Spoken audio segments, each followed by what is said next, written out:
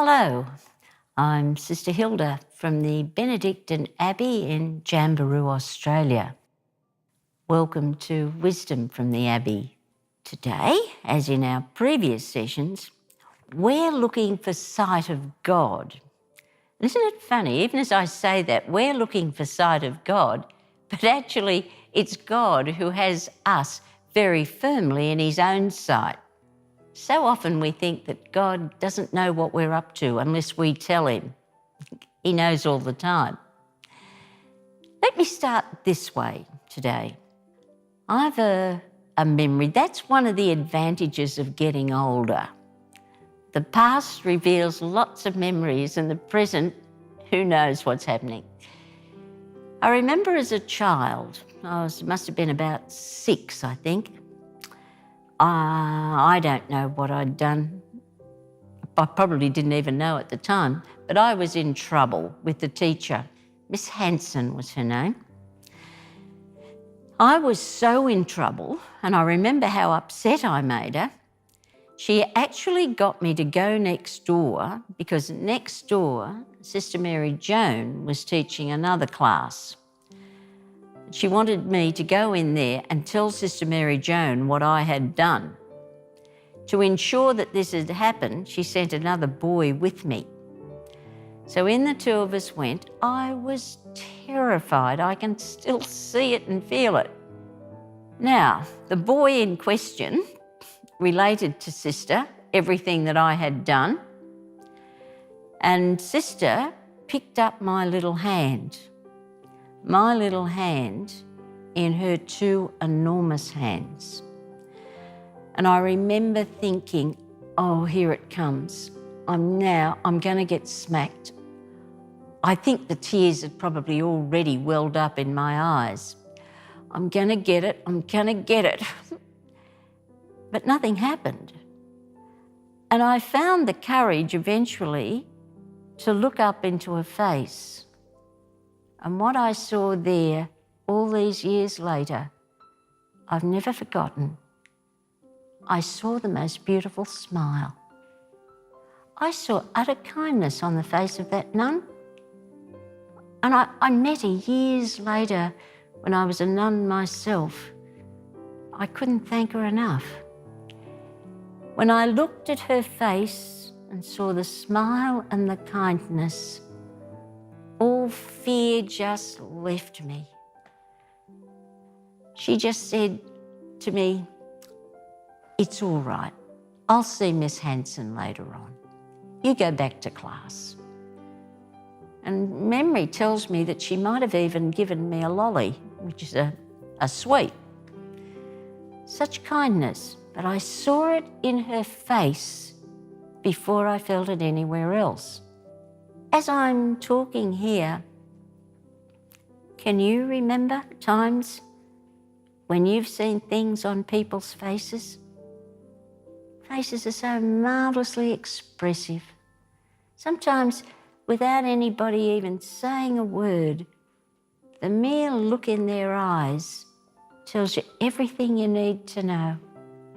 God was very smart to invent faces, and expressive faces at that. In Psalm 27, we read, "It is your face, O Lord, that I seek. Hide not your face. It is your face that I seek." Think about this for a minute. If you could look into the face of God, what would you want to see?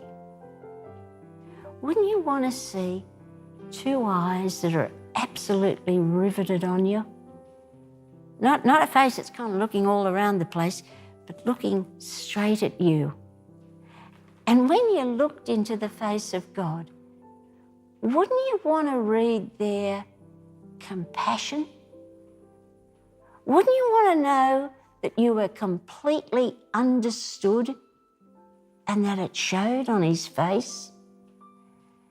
Wouldn't you want to get the feeling from the look on his face that there was total acceptance, that there was nothing in you, inside or outside, that God found abhorrent, that God was repelled by.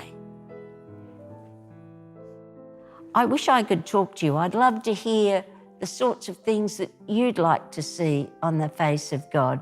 And of course, the truth is, if you'd like to see it, then you already can. But furthermore, what do you think God would like to see if he was looking at your face? Wouldn't he too want to see their total acceptance? Wouldn't he want to read there that you actually wanted him, that you got what he was about, that there was nothing in God that you wanted to run away from, and that it all showed on your face?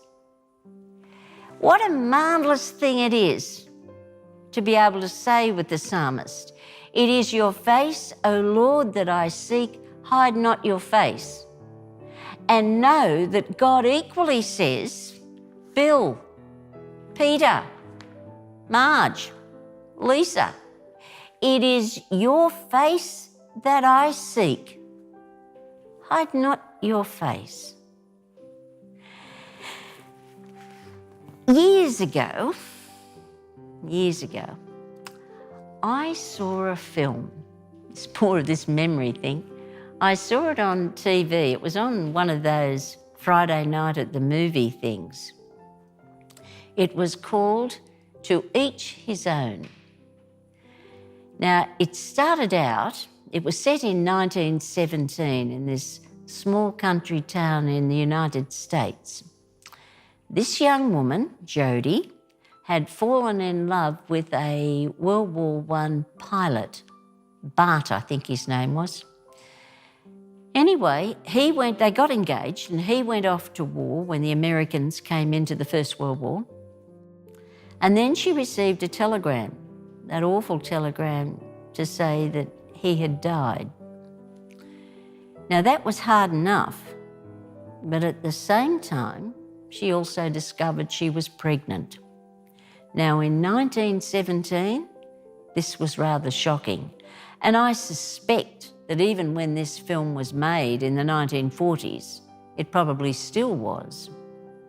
Anyway, Jodie had a most wonderful father. They owned the local grocer shop. And the father said, well, look, here's what we'll do. You go off and have the baby, and then come home. I'll just tell everybody that you've gone off to see Auntie whoever. You have the baby, bring the baby back, then we'll wait a couple of weeks, and then we'll tell everybody that somebody has left a baby on our doorstep and we're going to raise the baby. Marvellous plan. I don't know that it would work today, but for 1917, it worked. That's what they did. Everything was going beautifully according to plan, and then the father died. Jodie, however, was determined that she'd keep going, she'd keep bringing up this little boy his name was Gregory. Perhaps a few days after this, though, a friend of hers, Alex, came to see her. Now, Alex had been a former boyfriend of hers, and he'd since married and had a family of his own. He came to see her and he said, look, a baby's been left on your doorstep and we've just lost a baby. Can we take the baby? We can give it a really good home and it would make the world a difference to us. Let us have him. Well, Olivia de Havilland was the actress. She acted this magnificently. You saw the horror on her face. No way was she wanting to give this child up. Well, Alex obviously he didn't understand. He didn't know that Jodie was really Gregory's mother. Now, in the end, he accused her of being selfish because that's how it looked. But she thought about it and thought about it and thought about it, and in the end, she decided, well, yes, all right. She would give Gregory over to Alex and his wife. The day that she did this was dreadful, dreadful. But somehow or other, she managed to stay in his life And I just remember that due to some subterfuge or something, she actually managed to have Gregory stay at her house when he was about 4 years old. She pulled out all the stops. She was wanting to make this a memorable time, and probably in her heart of hearts, she was kind of hoping that there would have been some little way that she could have got across to Gregory that she was really his mother. But Gregory missed his own mum and dad, and he missed his brothers and sisters, and he wanted to go home. And in the end, he even stamped his foot and said he hated her. He wanted to go home. She was so shattered after this, she upped stakes and went to England, where she became a successful businesswoman. Somehow or other, though, she did manage to sort of stay in his life. I think birthday cards and Christmas cards and that kind of thing. And I have a hunch that she may have even paid for part of his education, because she was a very wealthy woman in her own right in England. Anyway, along came World War II, and this Gregory is now a grown man, and he too, like his father, becomes a pilot in the United States Air Force. He writes to Aunt Jody, tells her that he's going to be in England, because as you know, the Americans came over to England, and he tells her that he is now engaged and he would like to introduce his fiancée to her. She writes back and says, "That would be lovely. I'll meet you at Paddington Station and I'll take you both out to dinner." Good. Plan set. She turns up at Paddington Station. He gets off the train. She hasn't seen him since he's a little boy. He is the living image of his father. And again, she acted it magnificently. You saw she sort of caught her breath as she saw him, but then played it cool, took them out for dinner, and while they were sitting there, Gregory said to Jody, "Look, Auntie Jody, come and dance with me." And she said, "Oh, don't be so stupid, I'm too old. Dance with your fiancé." And the fiancé said, "Oh, no, he can dance with me anytime." Oh, in the end, she gave in, I mean. Up they got. They're dancing around the floor, and at one point, he just stopped. He looked her dead in the eye, and he said to her, "Hello, Mother." She froze. She just said to him, "How long have you known?" And he said, "Part of me has always known." Now, like many things that come across our path, that speaks loudly, I think, of our relationship with God. You see, there's a God who goes to no end of trouble, even today in your life. He's done a stack of things, hoping, he's done them because he loves you anyway, but in him there is a hope that you might just turn around and recognise that he was the one who did it. That you might just say, "Hello, God," and give him a chance to say, "And how long have you known that I'm your God? How long have you known that?" Some of us would say, "Well, this actually, God, I've known for a very long time." And then there's a part of us that really doesn't know at all. If we look into our lives, and I'm really suggesting that you pay close attention to this. If you look into even your everyday life, you will see waves, loads of things that God has done for you. And I'd even suggest that you take a look at that wonderful book of Hosea, chapter 11. It's that part where God says, "When Israel was a child, I loved him. I called my son out of Egypt. The more I called to them, the further they went from me. Israel, I was like someone who lifts an infant close to their cheek. Stooping down, I fed them. I led them with reins of kindness, with leading strings of love.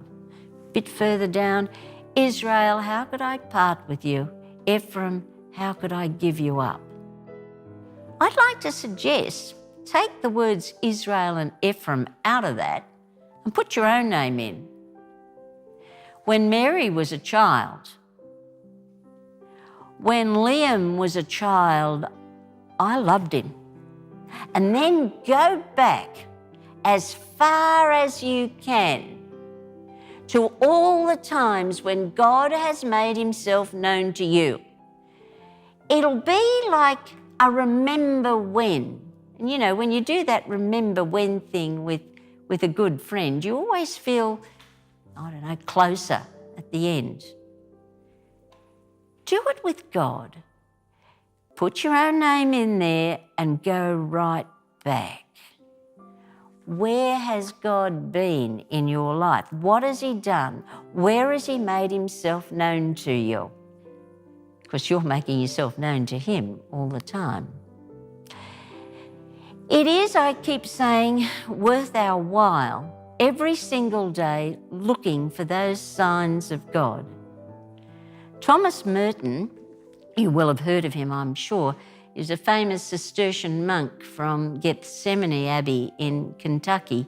He died in the 1960s, wrote loads of books, a very good man and a very good monk. He wrote a book called Seeds of Contemplation. Now, in it, I'm going to read it because I won't do it justice if I try and do this off by heart. And listen to this. This is where he found God. He said, "It's God's love that warms me in the sun, and God's love that sends the cold rain.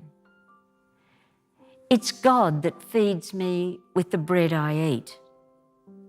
It's God alive. It's God's love that sends the winter days when I'm cold and sick, and the hot days when I labour and my clothes are full of sweat. And it's God who breathes on me with light winds off the river and in the breezes out of the wood. His love spreads the shade of the sycamore tree over my head and sends the water boy along the edge of the wheat field with a bucket from the spring while the labourers are resting and the mules are standing under the trees." I'll add to that. It's God's love that permits a red light when I'm in a hurry and late for work. It's God's love that sends a word of kindness across my path when I need it most. It's God's love that speaks to me in the consideration of another. Let me tell you another story. My own sister, who's been battling cancer, finally finished all the radiation treatment. It was a long, long haul.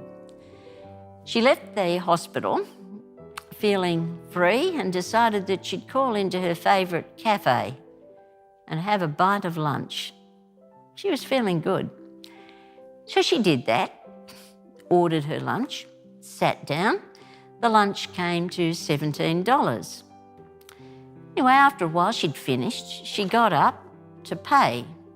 And the girl behind the counter said, "Oh, it's already been paid for."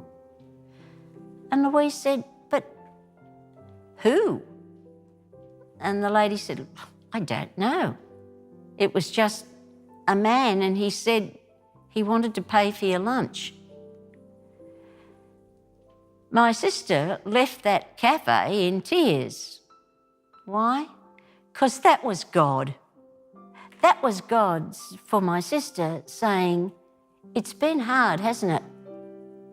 You've had a rotten time and now it's over and I want to shout you lunch. I want to do something really nice for you. And he just did, through the thoughtfulness and the generosity of somebody else. God's more obvious than we realise. I'll say this last thing to you. It's this. As you go through and actually find signs of God, and they can be very small as well as very big, that'll be God. All you need to do is say, "Hello, God," and give him the delight of saying to you, "How long have you known that I'm your God?" How long? What a joy to his heart when he hears you say, "Part of me has always known."